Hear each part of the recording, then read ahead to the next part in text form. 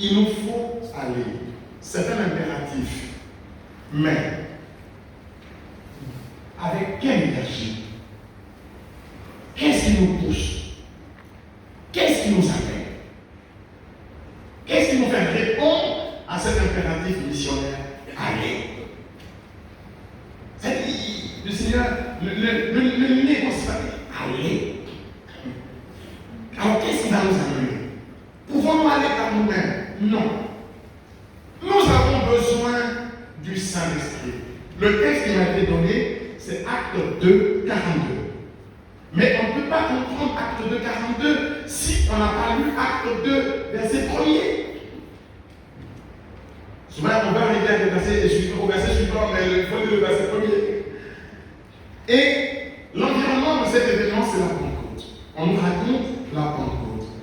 Dans Acte 2, on nous raconte la Pentecôte. L'Église est en état de Pentecôte permanente.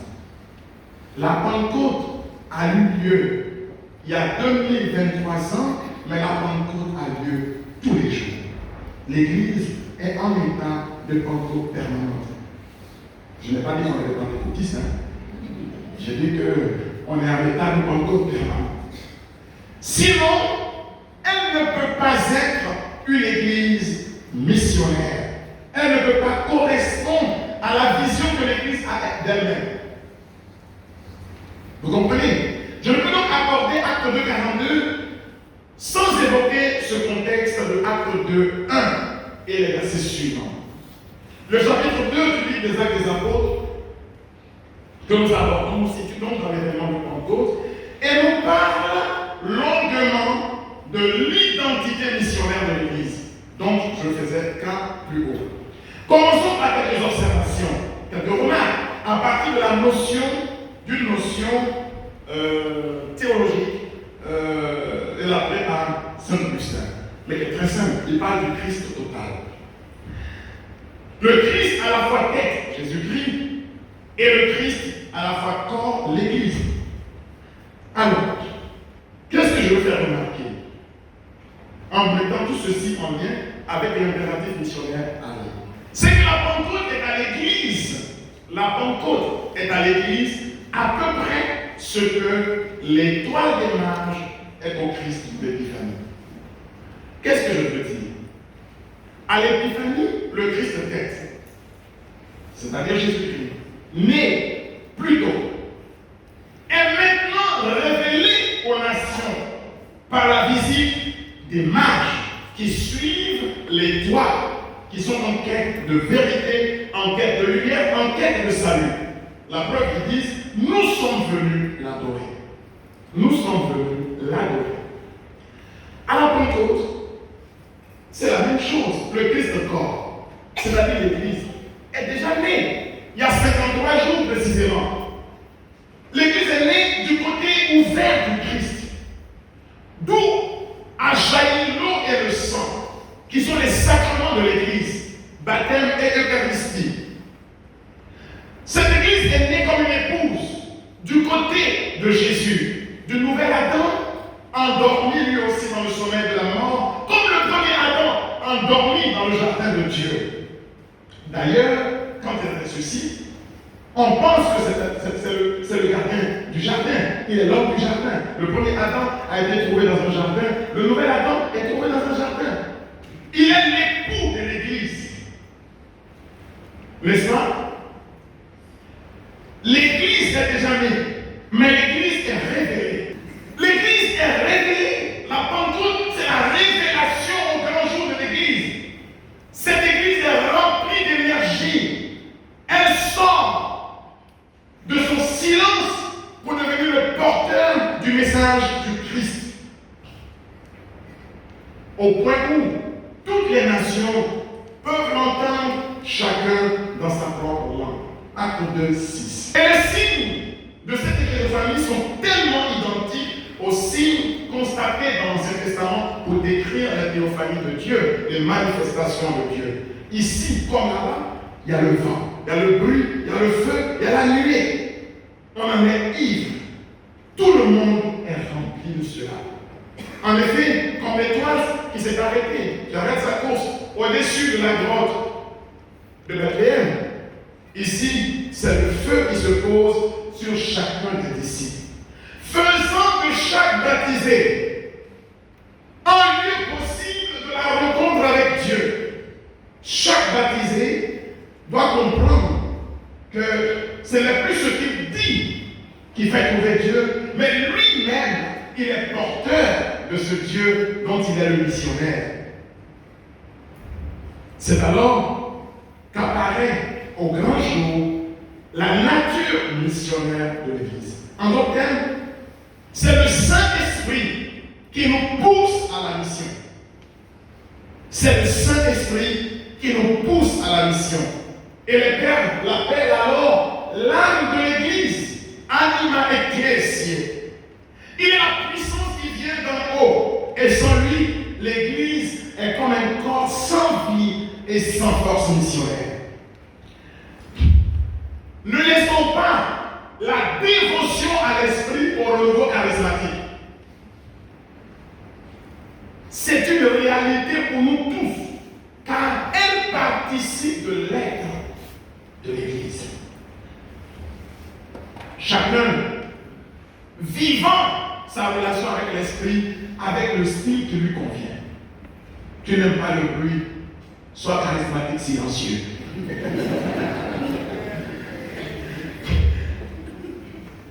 Chacun avait son tempérament. Et cet après-midi, ce matin, l'après-midi, nous devons vivre cela.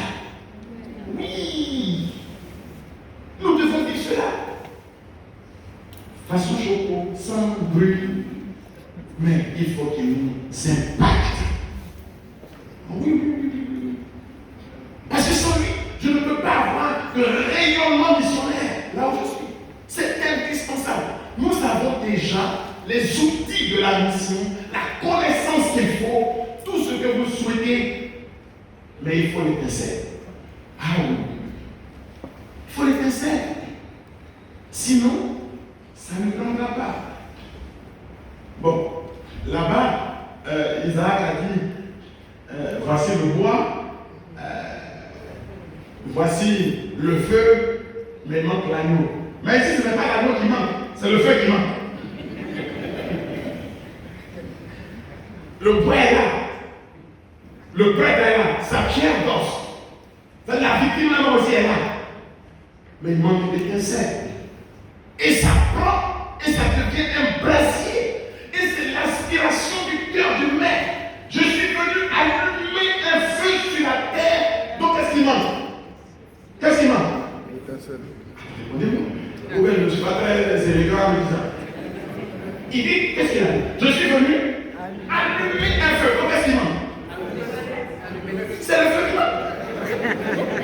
Envoie le feu. Envoie le feu. Il n'a pas dit que les missionnaires manquent. Il dit qu'il manque. Ça veut dire, mais pourquoi ils ne disent pas envoie le feu? Il manque. Mais j'attends. En fait, dans cette affaire, c'est nous qui l'attendons. C'est nous qui l'attendons. Hein?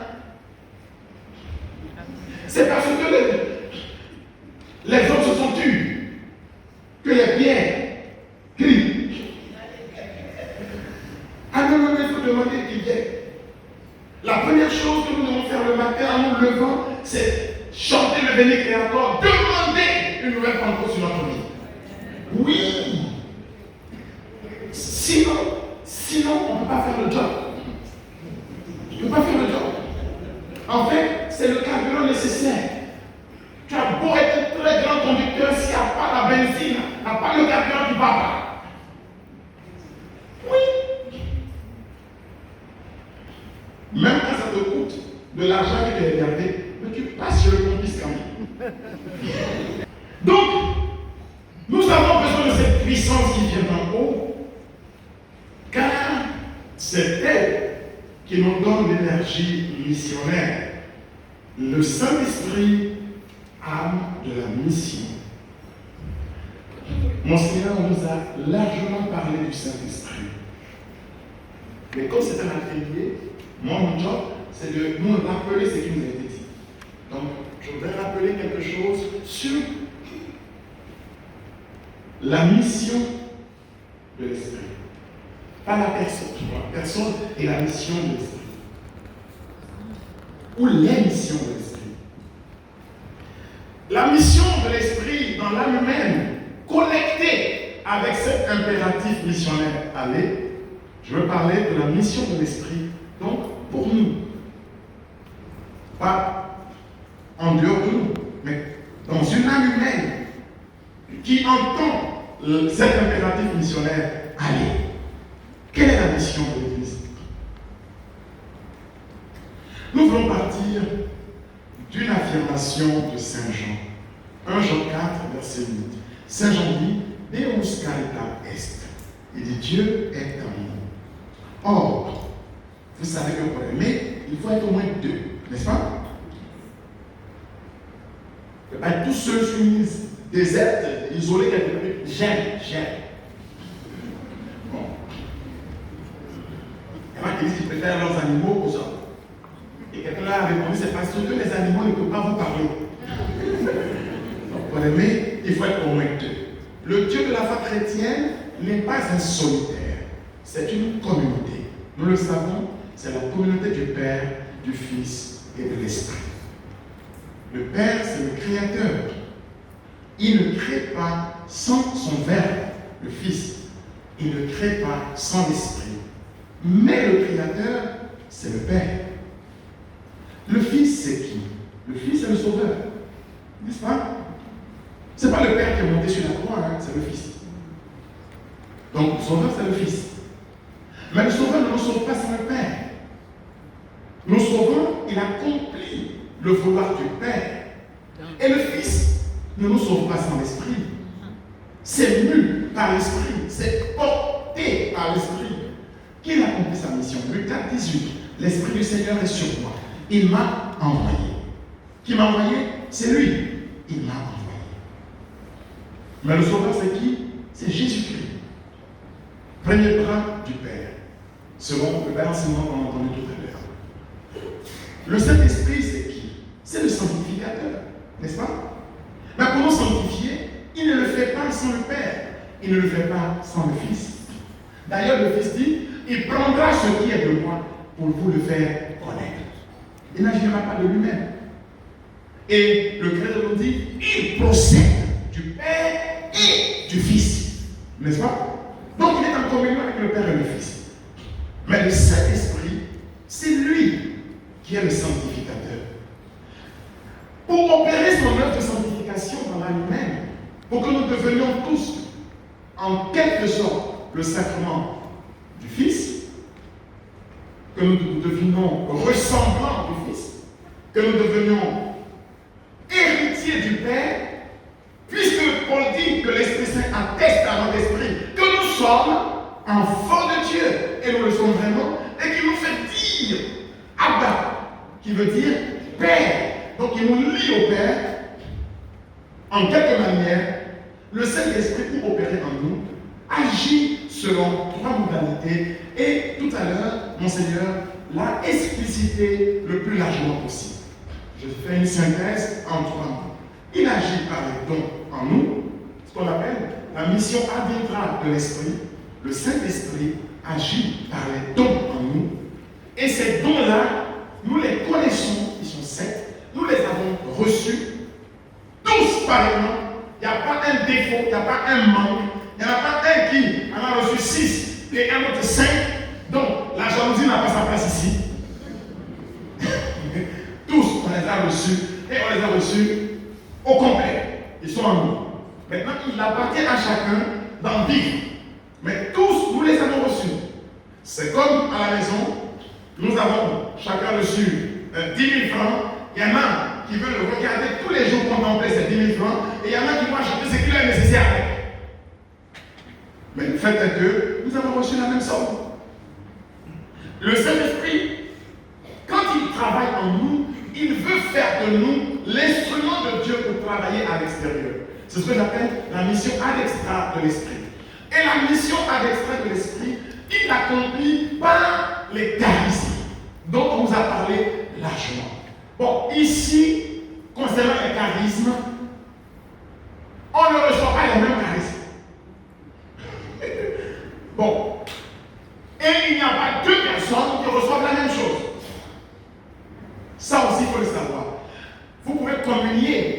dans les formes institutionnelles, au même charisme. Mais au niveau individuel, nous avons des charismes différents. Chacun selon ce qu'il peut porter. Un jour, quelqu'un m'a dit, Père, moi je veux le charisme de guérison. Vraiment le charisme de guérison. Et Paul a dit, aspirez au don les meilleurs. Pas de problème. Tu peux le garder, pas de problème, mais c'est une bonne chose. Mais regardez vous-même les souffrances qui sont autour de nous. Nous devons être nombreux à avoir des charismes de guérison. Peut-être que ça va soulager davantage. Mais les charismes sont couplés avec des vertus. Quand vous lisez dans le prophète Isaïe, il dit que c'est par les meurtrissures de sa chair que nous sommes guéris. Le charisme de guérison jaillit ou s'entretient dans ce qu'on appelle la compassion. C'est dans la capacité de souffrir longuement pour quelqu'un et pour les autres. Moi j'expliquais ça tranquillement avant de commencer la prière et j'entends, ah c'est ça, je ne veux plus ce charisme. Comment ça? Avez-vous déjà vu dans les procès de béatification des saints qui ont fait des guérisons? Regardez leur vie un peu. Regardez, c'est des grandes souffrances. Mais c'est cette capacité de souffrir pour le corps de l'Église qui nous donne la capacité de devenir un instrument de soulagement pour les autres. Ça peut aller? Donc, ça c'est la première observation. Quand je demande un don, il faut cultiver la vertu qui va avec. Parce que le don de guérison, ce n'est pas pour être dans des salles climatisées. C'est pour aller là où les hommes souffrent.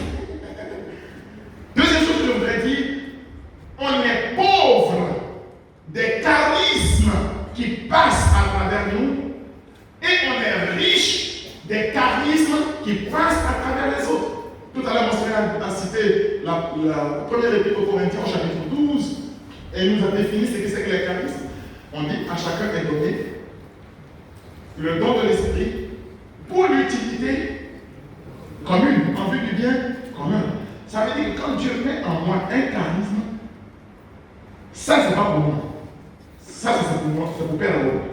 Si Dieu met en toi un charisme, ça c'est pas pour toi, ça c'est pour le Père Raoul. C'est pour le bien du Père Raoul que Dieu met en toi un charisme. Tu comprends? Donc, mon Père Raoul, comme je veux jouir de beaucoup de choses du ciel, je prie pour qu'il y ait beaucoup de charisme qui passent à travers toi. Parce que tout ce qui passe à travers moi, c'est ce qui est pour moi. Mais tout ce qui passe à travers moi, c'est ce qui est pour toi. Donc je suis pauvre de ce que je reçois, mais je suis riche de ce que toi tu reçois. Donc dans ces conditions, quelle devait être notre prière tous les jours? Seigneur, donne des charismes aux autres pour que j'en profite. C'est de ça qu'il s'agit. Mais je vois des gens, et ça m'étonne, qui prient pour eux recevoir des choses. Bon, vous êtes bien généreux. Parce que vous voulez que ça vienne aux autres. Mais vous serez pauvre de ça. J'ai un charisme de guérison. Demandez au Père Peter à ma copine. Je ne peux même pas prier pour ma propre guérison.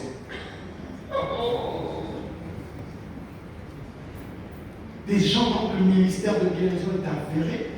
Vous avez connu le Père Raymond Walter, on ne cite pas les contemporains, mais puisqu'il est parti.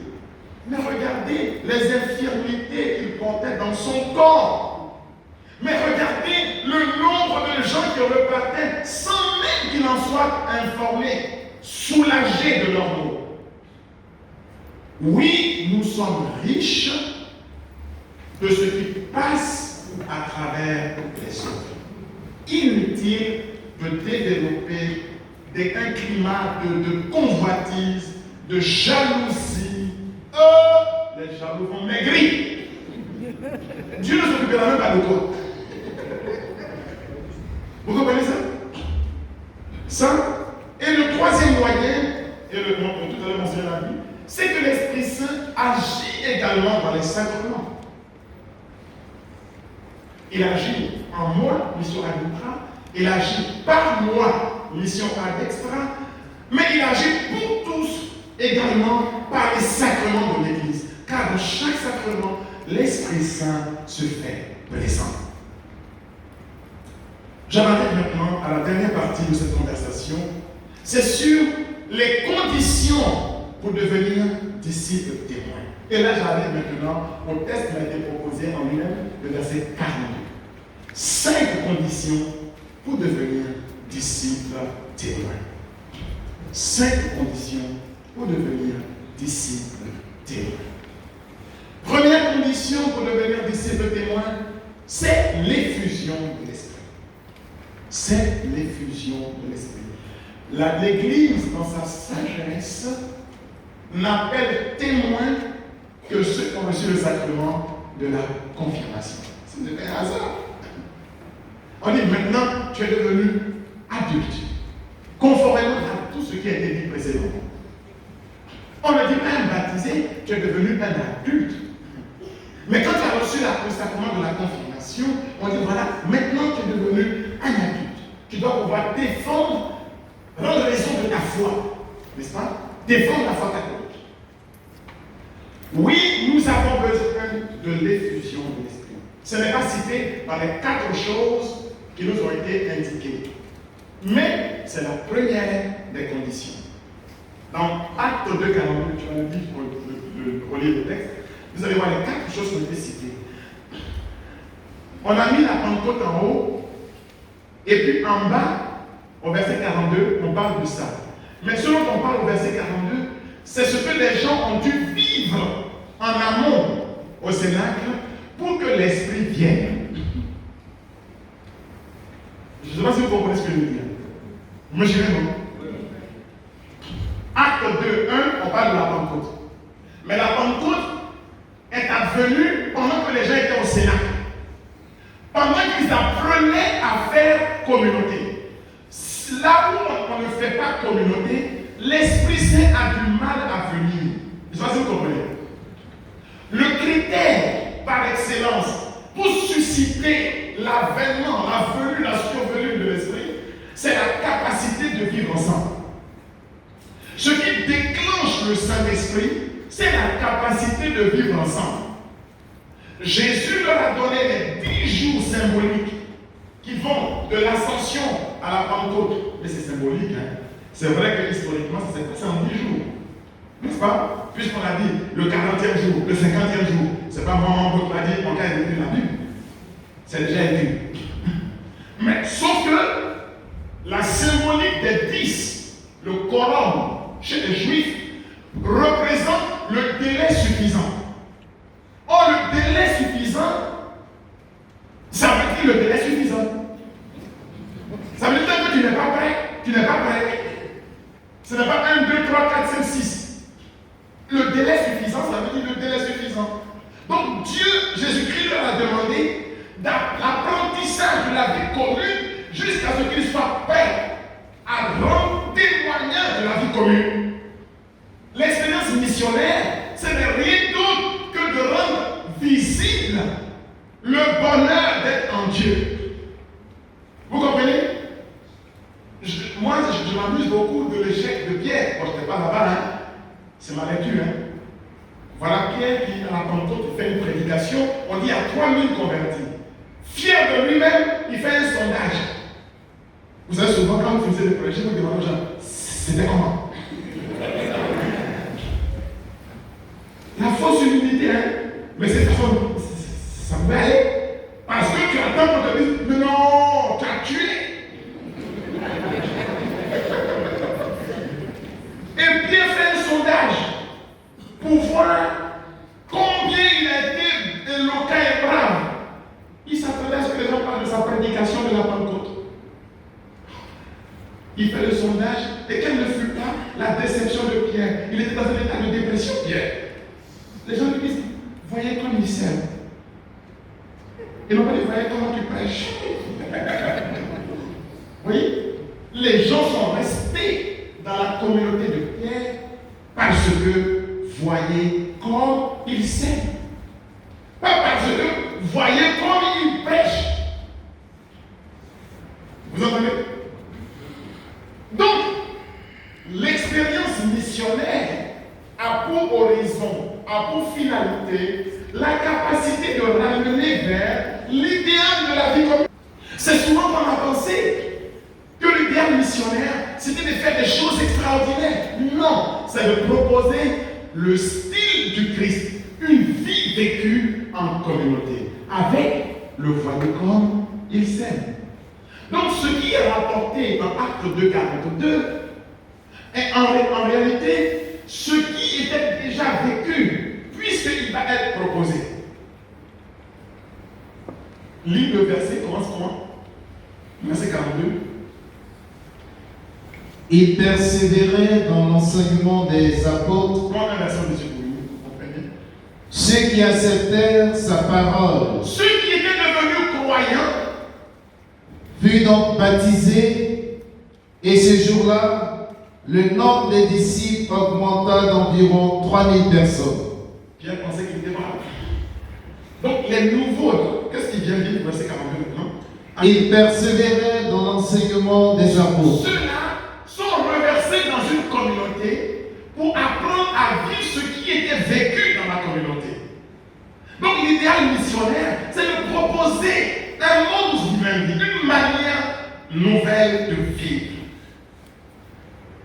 Et cette manière nouvelle de vivre est régentée par un commandement avec 2 articles: aimer Dieu, aimer l'homme. C'est tout.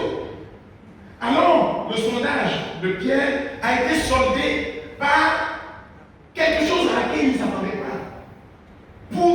Pour Pierre, on aurait dit, voyez comme il prêche bien, voyez comme on a été touché, on a été ému par ce que tu as dit. Non, voyez comme il sait. Donc, l'expérience de l'esprit doit nous amener à un idéal de vie. Alors, pour qu'il y ait effusion permanente de l'esprit sur nos églises, pour que l'Église, comme elle dit d'elle-même, pour qu'elle demeure en situation de Pentecôte permanente, elle va être le lieu où l'on cultive un nouveau mode divin. D'ailleurs, les anciens disent qu'il y a une corrélation entre ce qui est cru, comment nous prions et comment nous vivons. La lex credendi, c'est la lex orandi. Et la lex orandi, c'est la lex vivendi. Donc, dis-moi comment tu vis, je pourrais te dire ce en quoi tu crois et ce que faut ta prière. La prière rime avec ta manière de vivre. Vous savez, heureusement, parce que sinon, beaucoup d'entre nous, on aurait énormément de problèmes. Parce qu'il y a des gens, quand ils prient ici, vous vous demandez si tu auras le temps d'écouter la vôtre. Les tournures de phrases et les expressions. Ô Éternel, mon Dieu, mon roi, ici, les actes. Mais Dieu n'entend pas tout ça. Ce que Dieu entend, c'est ce que dit mon cœur pendant que je m'exprime. Et ce que dit mon cœur doit être en lien avec comment je vis. Donc, la prière est d'autant plus pertinente qu'elle chemine avec un style de vie. Dans nos communautés, si quelqu'un a un comportement impossible, c'est que sa prière ne vaut pas grand-chose. Ah oui, oui, oui. Je prends très au sérieux ta prière quand je vois comment tu vis avec nous. Mais tu es comportement. Bon. Premier principe, l'effusion de l'esprit. Comment construire le disciple témoin pour en faire un faiseur de disciples, pour répondre à l'impératif missionnaire à lui. Premièrement, le besoin de l'esprit. Si quelqu'un a soif, a dit Jésus à la fête des tentes, dans l'évangile de Jean chapitre 7, qu'il vienne à moi. Donc, éprouver ce besoin. Moi, je ne peux pas être missionnaire à mes propres forces. Impossible. Impossible. Je j'irai étaler mes fragilités, mes faiblesses. Impossible. Bon, je ne sais pas s'il y en a qui sont capables de faire la mission, hein. Parlez tout seul. Nous avons besoin de l'Esprit Saint. C'est l'âme de l'Église. Ensuite, maintenant on aborde les 4 autres piliers dont parle Acte 2, 42. Premier pilier, ils étaient assidus à l'enseignement des apôtres. Celui qui écrit le livre des Actes des apôtres, c'est Saint Luc. Donc, il a déjà écrit son évangile. Donc, le livre des Actes des apôtres est un livre tardif par rapport au livre des évangiles. Et nous savons qu'à l'époque du livre de l'évangile de Luc, le proto-évangile de Marc existait déjà. Donc, on connaissait les textes qui nous parlent de la vie de Jésus. Mais Luc dit, ils étaient assidus à l'enseignement des apôtres. Il ne dit pas à l'enseignement du Christ. Vous voyez quoi la nuance? Mais ce que Luc essaie de nous dire de cette façon, qu'est-ce que c'est? Il révèle le ministère de l'Église, colonne et support, colonne et support de la vérité. 1 Timothée 3,15. L'Église, gardienne du dépositum fidèle, de tout le dépôt de la foi mis à la disposition de l'Église. Et ça, on en parle également dans l'Apocalypse 12, 17, en parlant de la femme. Nos frères dominicains disent que la femme de l'Apocalypse, c'est aussi l'Église. Et nous partageons cela. C'est la Vierge, mais c'est aussi l'Église. Et quand on parle, lit Apocalypse 12, 17, de la descendance de cette femme, c'est-à-dire de l'Église des baptisés en général, écoutez ce que l'on dit. Nous avons une responsabilité.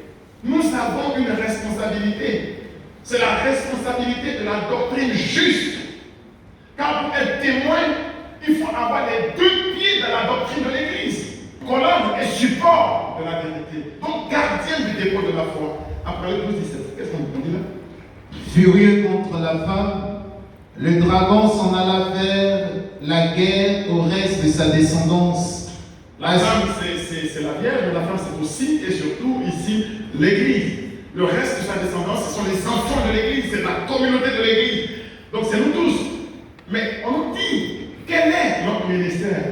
À ceux qui respectent les commandements de Dieu, Ceux qui gardent les commandements de Dieu et qui gardent le témoignage de Jésus. et qui gardent le témoignage de Jésus. Donc, si vous voulez trouver le témoignage de Jésus, où est-ce qu'il faut aller?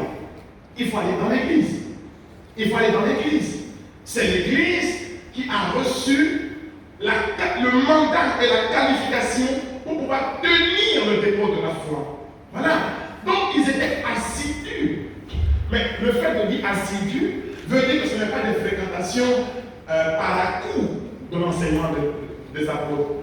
Ce n'est pas de temps en temps je vais écouter l'Église. Mais ça veut dire je cherche à être en communion avec l'Église.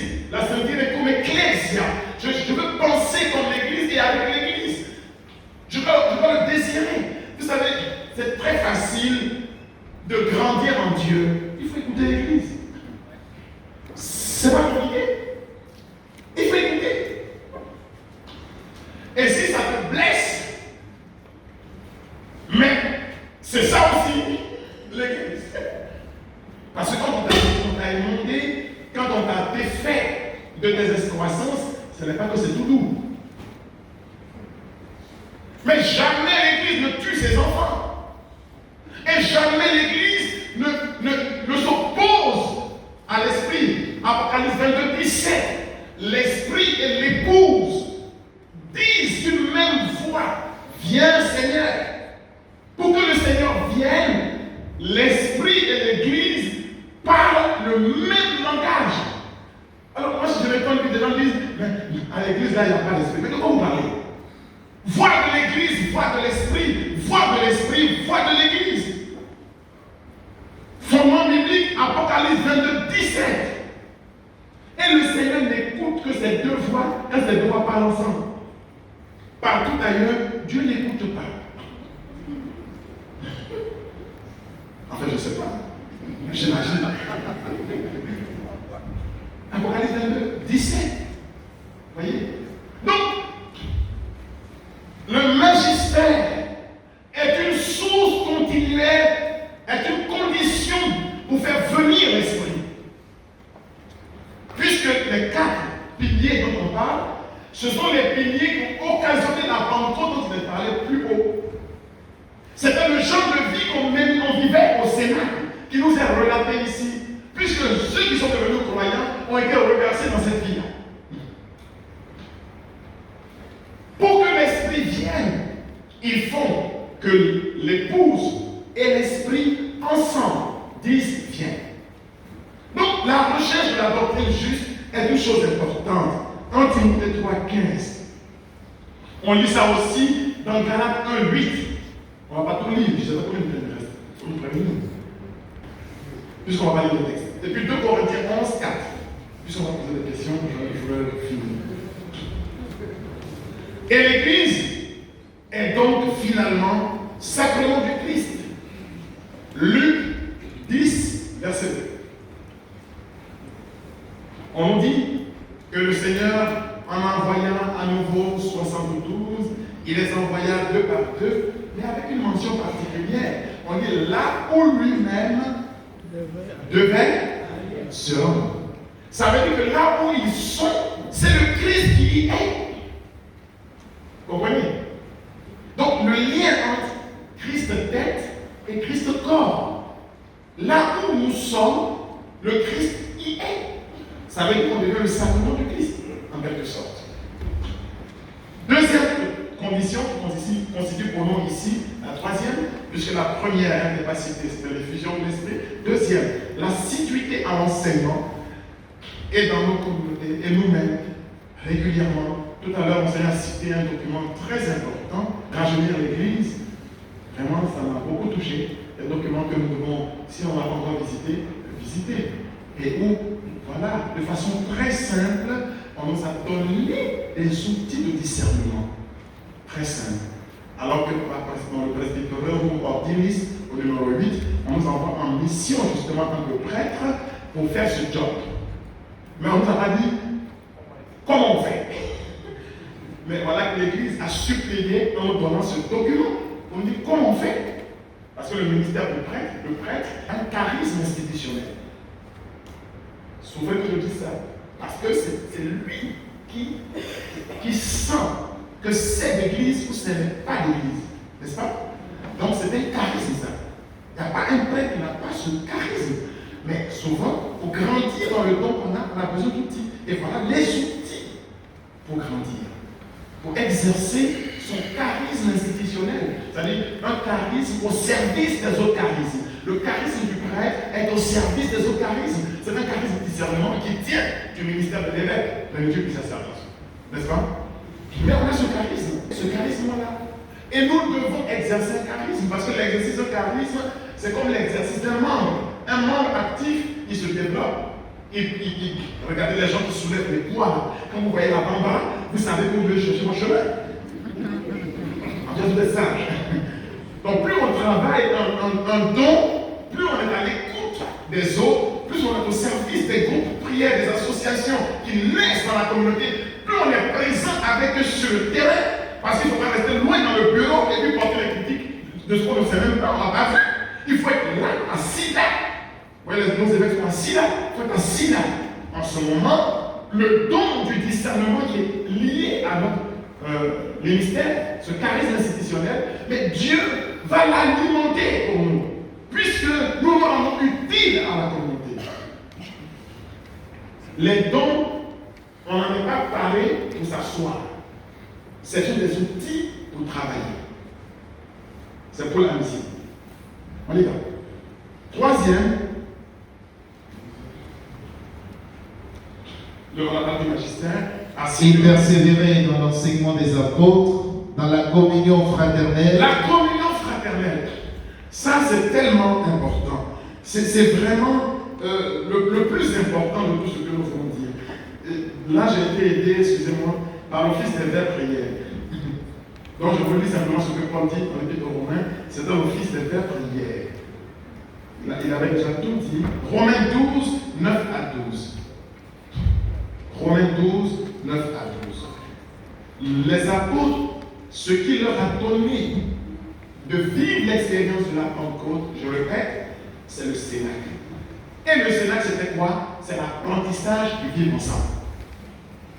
Si vos communautés religieuses sont des Cénacles, si vos presbytères sont des Cénacles, la puissance de l'Esprit sera à l'œuvre dans nos maisons et dans nos paroisses. C'est le Cénacle. Alors Jésus, et Paul dit, que votre amour soit sans hypocrisie. Fuyez le mal avec horreur. Attachez-vous au bien. Soyez unis les uns aux autres par l'affection fraternelle. Rivalisez de respect. C'est ça que l'union fraternelle. Rivalisez de respect pour les autres. Les plus grands se font les serviteurs des plus petits. Que c'est le vicaire. Mais le vicaire va rester aussi le curé. Bon. Ainsi de suite. Ne brisez pas l'élan de votre générosité. Ne brisez pas l'élan de votre générosité. Et regardez ce qu'on va coupler avec la générosité. On dit, mais laissez jaillir l'esprit. Donc là où il y a la générosité, qu'est-ce qui se passe? Il y a jaillissement de l'esprit. Il y a jaillissement de l'esprit. C'est automatique. Quand il y a générosité, qu'est-ce qu'il y a? Il y a jaillissement de l'esprit. J'aime beaucoup ce texte, cette version pour l'office. Mais laissez jaillir l'esprit. Soyez donc, diaconos, les serviteurs du Seigneur. Au jour d'espérance, soyez dans la joie. Au jour d'épreuve, tenez bon, priez avec persévérance. D'autres textes que je peux vous donner, c'est 1 Jean 3, 18. Celui qui aime a déjà connu Dieu. Plus besoin de catéchèse pour lui, car Dieu est amour. Acte 1, 12 à 14, ainsi de suite. Quatrième. J'ai fini. J'ai dit 5 choses. Première chose, l'effusion de l'esprit. Deuxième, la doctrine juste. Troisième, la communion fraternelle. Quatrième, l'abstraction du pain. L'Eucharistie. L'Eucharistie. On ne peut pas répondre au mandat missionnaire aller quand on est loin de l'Eucharistie. Comment je fais pour répondre au mandat missionnaire quand je suis loin de l'Eucharistie? L'Église, c'est là où il y a l'Eucharistie. Regardez que l'Eucharistie a été instituée, si on regarde chronologiquement, avant même la Pentecôte. Or, c'est tout ça qui a suscité la Pentecôte. Tout ça, c'est les capteurs divins qui ont fait descendre l'Esprit. Plus j'ai une âme eucharistique et plus je suis ouvert à la visitation de l'Esprit. Je ne peux pas vivre pleinement le mandat missionnaire et je suis loin de l'Eucharistie. Ce n'est pas possible. D'ailleurs, l'Eucharistie, c'est le moyen de faire mémoire de Christ. N'est-ce pas? On va lire dans 1 Corinthiens 11. Rapidement, j'ai 2 minutes. 1 Corinthiens 11, verset 26. Écoutez ce qui. Alors, moi, vraiment, je dis, vraiment, si dans une église il manque l'Eucharistie, ça, c'est compliqué. Ça lui manque quelque chose de fondamental. C'est une chose bancale.